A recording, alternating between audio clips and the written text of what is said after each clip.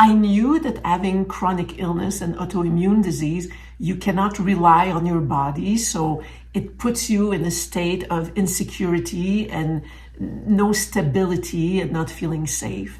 But I had never connected how living and having lived with a body that you can't rely on and that gives you signal every day of things that might be wrong. It is an automatic alarm bell saying, whoa, what is this? Is it going to be something that can take you out? So those of us who live with chronic illness, something that's been serious in our lives, we have this added degree of fight or flight triggers. Like, oh my God, we have post-traumatic stress disorder.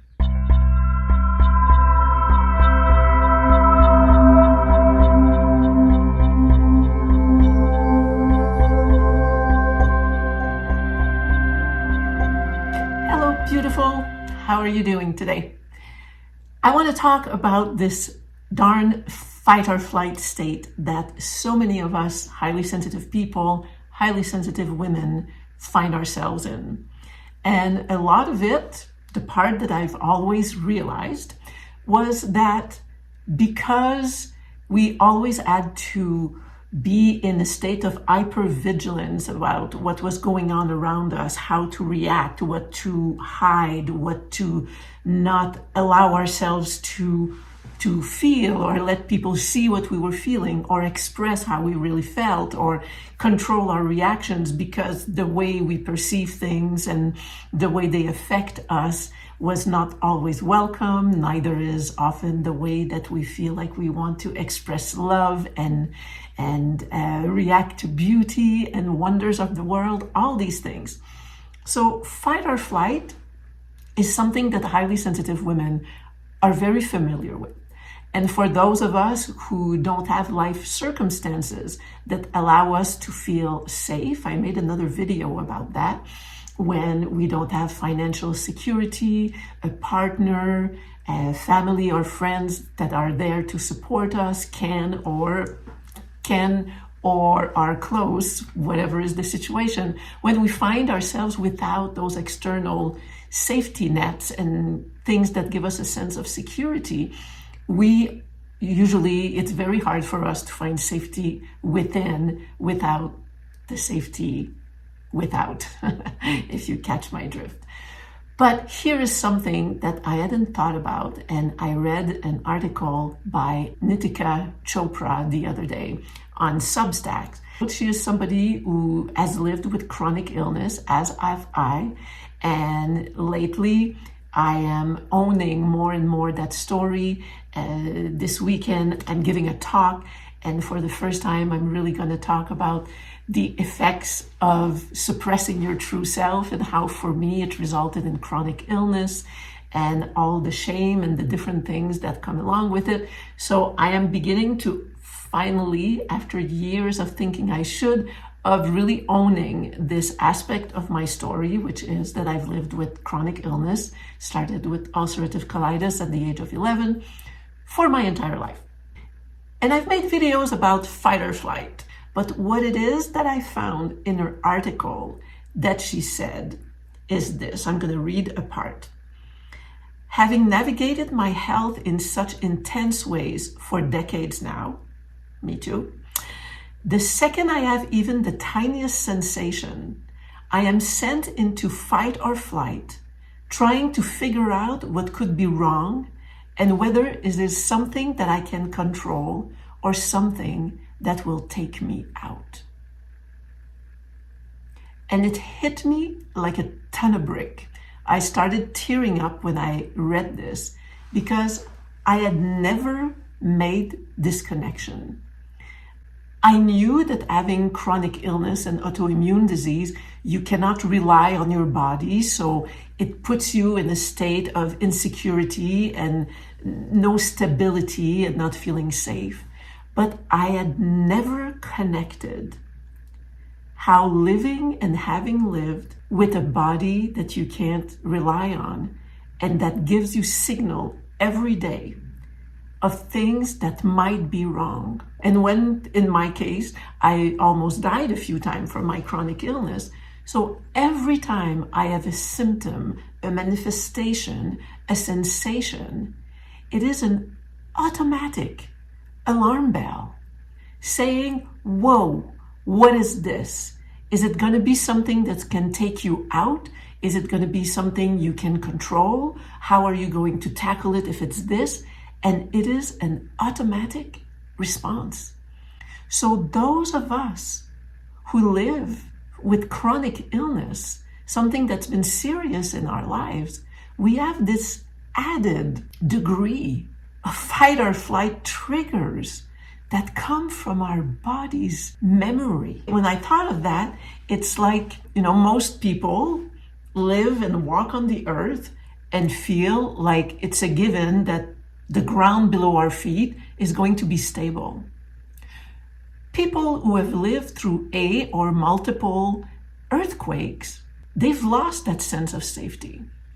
There is a part of their brain, like, the fight or flight, which is there a tiger that's about to jump off the bush to attack me, that is in constant alert. They cannot even know for certain that the ground that they are walking on will not give out. And so it's a form of PTSD. And all this came to me like, oh my God, having chronic illness triggers fight or flight reactions every day. And this hypervigilance or these triggers are actually PTSD. We have post-traumatic stress disorder. And whatever in the mental health world with anxiety and all the other things that come for people with PTSD, we are actually dealing with this on a daily basis. If your body is still reacting and having symptoms and whatever of a condition that was serious, we are constantly on alert. And with every physical sensation, message that our body is sending us, we are thrown right back into PTSD.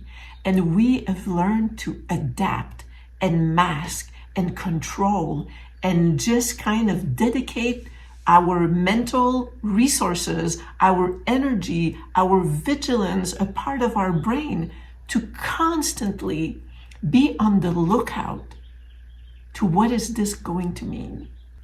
And I don't have the solution. I mean, it's all about, regulation and understanding and awareness and all the steps that are good, everything that we can do in order to find our baseline of safety within. So that's, the work to do.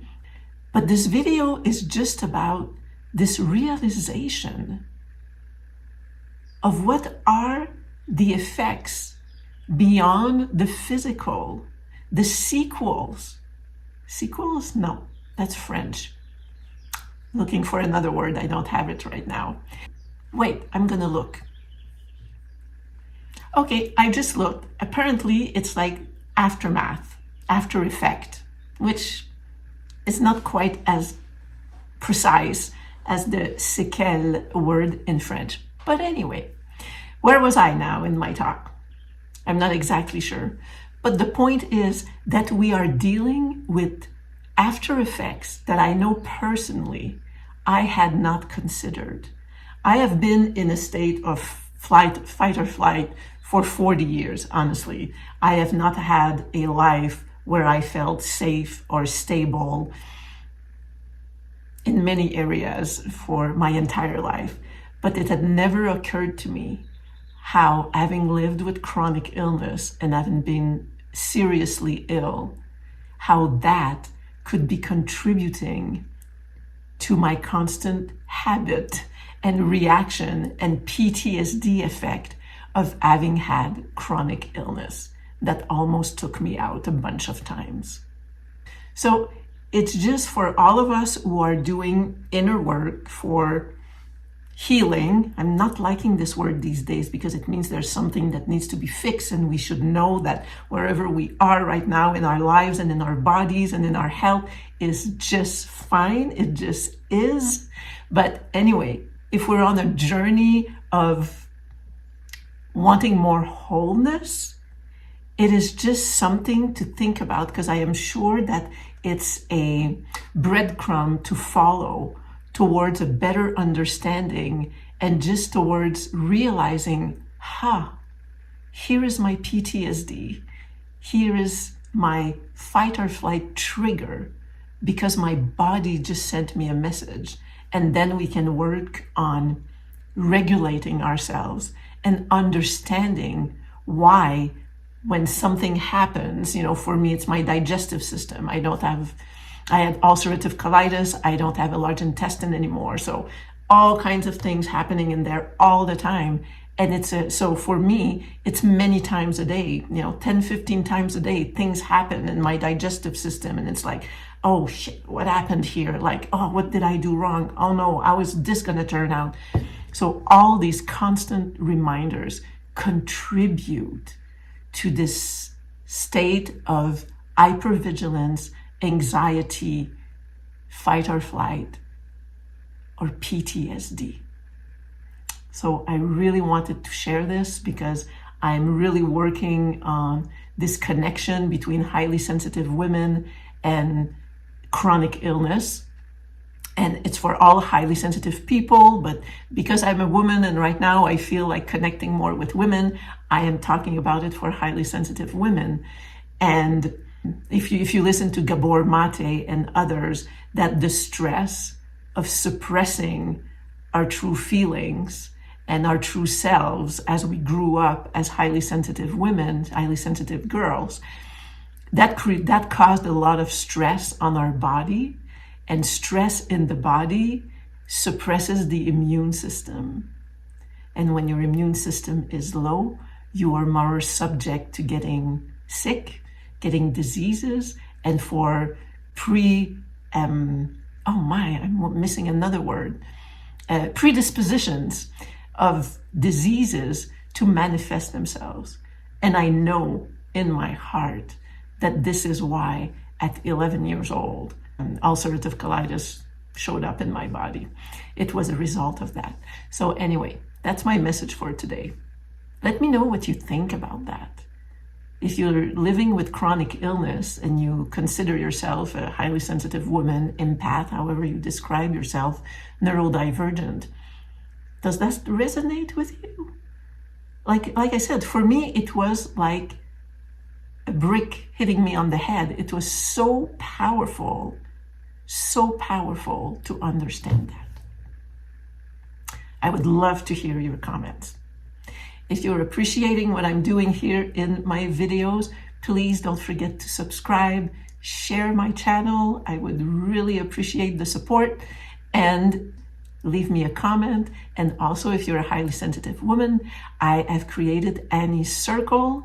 You can come and join us. It's a private online community for only highly sensitive women. And right now you can come in for free. It's a platform for us to talk to each other. So you are invited. The link is going to be in the video below.